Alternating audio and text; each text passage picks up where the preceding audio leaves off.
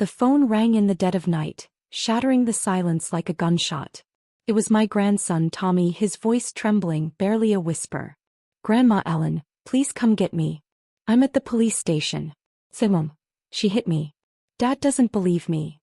My heart stopped. Tommy, my sweet boy, only 12, alone in that cold, sterile place. I threw on my coat over my nightgown, grabbed my keys and drove through the pouring rain, my hands shaking on the wheel. How could this happen? My son Michael, the boy I raised with every ounce of my love, blinded by his new wife, refusing to see the truth. That call wasn't just a cry for help. It was the final crack in a lifetime of cracks. The moment I knew I had to stop pouring my soul into a family that drained me dry. But oh, what came next? The betrayal, the quiet fury, the reclaiming of my life. Stay with me, dear listener, because this story isn't just mine. It's a warning, a whisper of strength for anyone who's ever given too much and gotten nothing back.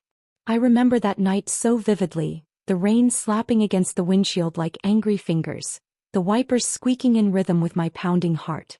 By the time I arrived at the station, Tommy was huddled in a chair, his cheek bruised purple, eyes red from crying. The officer, a kind man with a mustache like my late husband's, handed me the report.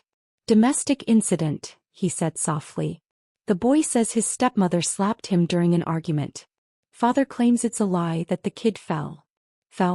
Tommy, who I'd taught to ride a bike without training wheels, who never lied about scraping his knees.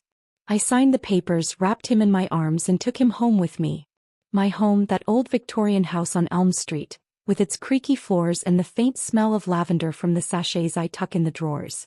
That night, as I tucked Tommy into the guest bed, the one with the quilt I sewed myself, I felt the weight of it all pressing down, like the heavy snow that blankets the yard in winter, beautiful but suffocating. The next morning I rose early as I always do. The sun peeked through the lace curtains, casting shadows on the kitchen table where I set out bowls for oatmeal. I stirred the pot slowly, the steam rising with the scent of cinnamon, a ritual that's kept me grounded through 68 years of life. Tommy slept late, poor thing, so I busied myself with the laundry, folding his small shirts that still smelled of his home, detergent mixed with something sharper like tension. As I hung the clothes on the line outside, the cold December wind nipping at my fingers, I thought of how this had all begun. Michael, my only son, born after 3 miscarriages, the light of my world. I'd worked 2 jobs after his father died young, waitressing by day, sewing alterations at night, to keep food on the table. I remember the nights I'd come home exhausted, feet aching on the cold linoleum floor, only to find Michael asleep with his homework scattered. I'd tidy it up, kiss his forehead and whisper, "Tomorrow will be better. Tomorrow." He said tomorrow when he promised to visit after marrying Sarah. Tomorrow never came. Flashbacks flooded me as I gardened that afternoon, pulling weeds from the frozen soil, my gloves crusted with dirt. I saw Michael as a boy, laughing as we baked cookies, flour dusting his nose. I sacrificed my dreams, a little art studio I'd always wanted, to pay for his college. Gave him the down payment for his house when he married Sarah 5 years ago. She was all smiles then, calling me Mom Ellen, but it soured quick. The first sign, when I offered to babysit Tommy after his real mom passed, Sarah snapped, "We don't need your outdated advice." Outdated? Me who'd raised Michael alone. Then the money request started. "Mom, just a loan for the car." "Ellen, the roof's leaking. Can you help?" I wrote checks, my savings dwindling like sand through fingers. But the disrespect grew. Last Christmas they came late, Sarah complaining about my cluttered home, Michael silent as she mocked my cooking. "Too salty, Ellen. You should use less." I smiled through it for Tommy's sake, but inside, it chipped away like a chisel on stone. The betrayal deepened when Michael called that evening. Tommy was playing with my old chess set in the living room, the pieces clicking softly. "Mom, what the hell? You took Tommy without telling me." His voice boomed through the phone, accusatory. "Sarah says he tripped." "He's exaggerating." "Exaggerating?" I held the receiver tight, my knuckles white. "Michael, I saw the bruise. The police report doesn't lie." He laughed. A cold, bitter sound. "You're always meddling, Mom." Sarah's stressed. "Kids push buttons. Just bring him back." Sarah in the background. "Tell her to mind her own business." Mind my own? After all I'd given? The house I'd co-signed for them, the inheritance I'd earmarked? That night, as I sipped chamomile tea by the fire, the flames crackling like my fracturing resolve. I reflected on the pain. It wasn't just the slap on Tommy, it was the slap on my life. Years of love poured out only to be met with entitlement. Loneliness crept in, cold as the empty chair across from me, but with it came clarity. Enough.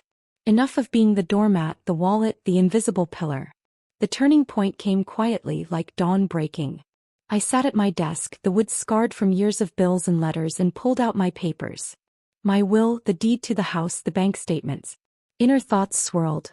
I've given my heart, my time, my everything. No more. Calm washed over me, decisive as a locked door. I called my lawyer the next day, voice steady. Remove Michael from the will. Everything to Tommy's trust.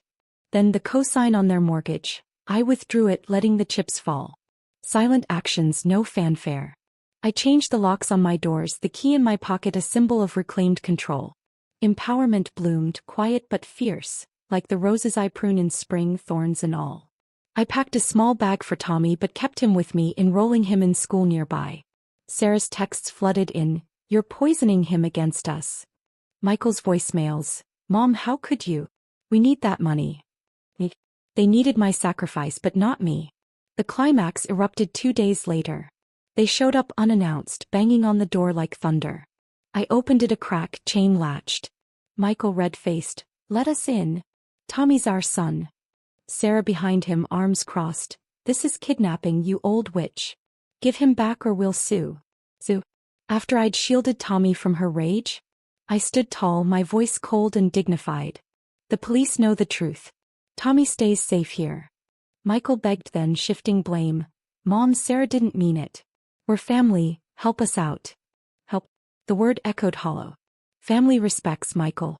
You forgot that. I closed the door softly, their shouts fading like distant echoes. Inside, Tommy hugged me, his small arms warm. "Thank you, Grandma. That was justice, quiet karma in the making. Now peace settles over me like a soft blanket." I watch the sunrise from my porch, golden light painting the snow, melting the frost. The house feels lighter, no longer burdened by expectations. Tommy laughs in the yard, building a snowman, his bruise fading like old memories. The necklace I wear, a simple gold chain from my husband, reminds me of love that's earned, not demanded. The broken bowl from last week's slip? Swept away like shattered illusions. I've rediscovered myself. Paint. Bungie in the attic, gardening without hurry, sipping tea alone but not lonely. Dignity returned, boundaries drawn like lines in the sand. And the lesson, dear listener? We pour our souls into family, but when betrayal poisons the well, let go. Sacrifice unappreciated is a chain. Break it. Find your peace in the quiet waves of independence. Let karma bloom like flowers in spring. It's never too late to choose yourself.